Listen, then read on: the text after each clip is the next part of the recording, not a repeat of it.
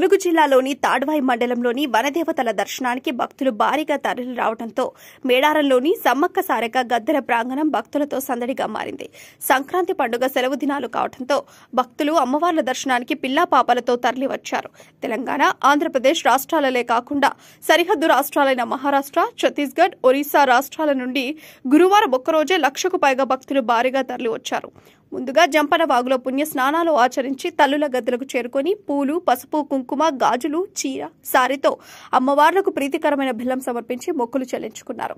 ఈ సందర్భంగా వేలాదిగా తరలి వస్తున్న భక్తులకు దేవాదాయ శాఖ అధికారులు పూర్తి స్థాయిలో పనులను వేగవంతం చేశారు.